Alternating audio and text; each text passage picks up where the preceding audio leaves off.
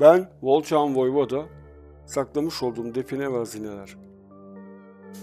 Bir mağara içeride 3-5 at leşi olup sinekler vızır vızır uçuyordu. Dedim ki buranın adı Sinekli Mağara olsun. Sinekli Mağara'ya girdiğinizde tam ortada dikili bir taş olduğunu görürsünüz.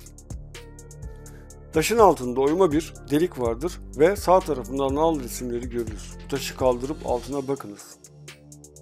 Burada bir miktar paramız vardır. Biz Sinekli Mağara'daki nal işaretlerinin yönünde devamlı sağ cenabı izleyerek yürüdük. Sürekli sol yolu görmezden geldik. İki adamın sol yoldan gidiyordu. Sol cihetten giden yolda iki adamın acı feryadı kulağımda çınladı. Yolu kestirerek tuzaklıdır dedim. Sağ cenabı kısa bir süre takip ederek 4 adet ufak odalarla karşılaştık ve sonra odaların birini tamamen kapattırdım. Soldan 3. odayı doldurup kapıyı kapattık ve biz bu odayı 6 saatte 40 kişiyle kapattık. Siz 3 saatte 80 kişiyle açamazsınız. Bir kişi ise 40-200 saat ya da 10 gün çalışırsa açabilir. Odaları geçerseniz meydanlığın orta yerinde taştan örme bir kuyu vardır ve bu kuyu Bizanslardan kalmadır. İçerisine mallar doldurulmuş kuyu görürsünüz. Bu kuyunun her bir taşında istavrozlar yaptık. Bu yolun izleyerek mağaradan çıkarız. Çıktıktan sonra patika yolu izlemeliyiz. Bu yol ikiye ayrılır. Bir yol Bağdat yoluna gider. Diğeri ise ters dönüp Halkalıkaya'ya gider. Biz Bağdat yolunu takip ettik. Kıble cihetinden ilerleyip gün batarken Vezir Köprüsü'nden geçip Vezir hanlarına ulaştık. Vezir hanlarında konaklayıp bol tavuk etiyle şarap içtik ve eğlendik. Çimenika Kalesi, sabahleyin Çimenika Kalesi'ne ulaştık. Bu kalede ağzına kadar dolu kör bir kuyu ile ortada bir sandık dolusu altın koyacağımız 7 adet yar yaptık. Tam o sırada bizi izlemeye kalkan hancıyı da öldürerek kuyuya attık. Kuyunun üstü taşlarla örtülü olup açması çok zahmetli, ağzı 4 köşe olup 21 kulaç sarkmak gerekir. Çimenika Kalesi ulu bir kaledir. Terk edilmiştir. Kalede 8 teneke altın paramız vardır. Bu paralar bizler tarafından yapılmış 4 basamaklı merdivenin altına yerleştirilmiştir. Bir merdivenin altına yerleştirilmiş renkle beraber bir teneke altında kuyunun yanındaki bir dibek taşının altındadır. Dibek taşının üzerinde resimler vardır. Kalenin eteğinde sıra sıra kayalar vardır. 40 kadar hayvan bağlanacak yerler ve yemlikler vardır. Bu kalenin tabanı taş döşemelidir. Orta yerinde ise tamı tamına bir teneke altın vardır. Kaldır ve dünyalığını al. Bu kaleden gelen yolun sol cenabını izleyen adamlarım Kapıkaya adını verdiğimiz mevkiye gelmişlerdi. Bu kayanın sol tarafına bakarsanız kabartma sanatı Bizans resmi vardır ve bu güğümden su döken kız resmidir. Suyun döküldüğü yeri 1 metre 23 santim kazarsan 14.033 adet Mahmudi altını alırsın. 1 metre 23 santim doğuyu ölçüp kazarsan tencere içinde 3800 adet beşi bir yerde ve bir gümüş toka bulursunuz. Kapıkaya'dan sola doğru devam ederseniz Keseciler deresine inersiniz. Yol boyunca yapılmış 4 adet kalıptan çıkma kılavuz taşını görürsünüz. Kılavuz taşları tarafımızdan dikilmiş 2 metre 80 santimdir. Kılavuz taşları istavrozludur. Taşların iç kısmı oyularak altın doldurulup Horasan ile kapatılmıştır. Horasan sıvalı ağız kısımları toprağın içinde ters gömülüdür. Çıkarın, bakın ve dünyalığınızı alın. Hepsi çok güzeldir. Tabi Alexander tarafından ellenmemiş ise eğer. Saatler süren yolculuğumuz oldukça yorucu geçiyordu. Petrov ve Sebastian yol boyunca 13 tane kartal avladılar. Köylünün biri bize burası çok akıl almaz bir yerdir, dikkatli olun dedi. Yaşı 85 civarındaydı. Biz de burası tam bize göre dedik ve sırtımızı Kartalkaya'ya döndük. Kartalkaya'ya bakarken aynı yönde sivri taşlık bir kayalık yer gördük. Sonra yanıma birkaç emanet ve 3-4 adam alarak buranın fırına benzeyen bir mağara olduğunu anladık. Bu mağaranın karşısında ve içerisinde 800 adet karışık altın ve kabartma bir koyun çanını görürsünüz. İşareti taşlardandır. İkinci yolu izleyerek bu yolda Edirne vilayetine gider.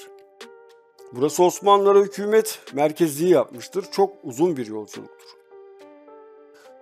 Yol boyunca sağ ve sol cenaplarda beyaz ve sandık biçiminde taşlar vardır.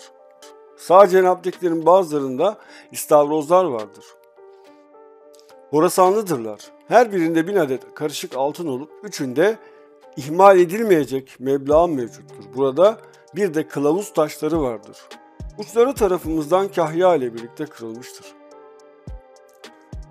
Kapıkaya, para yerleri, Kapıkaya'da ana kayaya kabartma olarak resimlenmiş güğümle su döken kız resmi vardır. Suyun döküldüğü yeri 1,5 metre kazarsan 14.033 adet Mahmudiye de edersin. Suyun döküldüğü yerden doğuya doğru 1,23 metre ölçüp kazarsan 3800 adet beşi birlik elde edersin. Daha ileride Keseciler Deresi'ne ineceğiz. Buralarda yol şaşırılmasın diye yol boyunca 41 adet kılavuz taşımız vardır. Bunlar sıvalı, içi doludur. Bu yolun ikiye ayrıldığı yerde Ayranpınarı mevkinde Şahinkaya var. Pınarda taş üstünde 3 ayaklı karaca resmi yaptık. Bu taşın altında bir kazan para vardır. Kapıkaya'daki önemli işaret ise 2 kız işaretidir. Kızlar birbirlerinin başlarına çember örter vaziyette resmedilmiş, aralarında ufak bir kız çocuğu koluna su testisi takmış, su getirir şekildedir. Kalenin dibindeki mağaralarda kapı ağzında koyun makası bulunan mağaranın içinde Pop Martin'in 14 kanı arabası bulunan eşya ve parası vardır. Buralara yolu düşenleri saptırmak için yol boyuna 12 adet taş diktik. Bu yolun sonu eski Bağdat yoluna çıkar. Bu yolu takip ederek Efem Köprüsü'ne ineriz. Bu köprü tek kemerlidir. Lazara köyüne doğru 14 adet taş dikilidir. Bazılarında işaretlerimiz vardır. 7 ve 9 taşın üzerinde bir fincan resmi yaptık. Bu taşın altında bir kazan paramız mevcuttur. Bulacak olursanız bir tanesinin farklı olup renginin değişik olduğunu anlarsınız. Ayranpınarı karşısında Şahinkaya vardır. Ayranpınarı ile Şahinkaya arası 40 dakika çeker. Şahinkaya'yı ispat etmek için 14 çerçeve taş vardır. 7'si 11 santim derin, 7'si 21 santim derindir. Bu taşlar Ayranpınarı'nın güneyinde kalırlar. Ayranpınarı'nın suyu içilmez, burada bir de Şahinkale vardır. Şahinkale'nin gündoğusunda yapma kale mevcuttur. Burası Şahinkale'dir. Burada birçok yazılar görebiliriz. Altı ise mağaradır.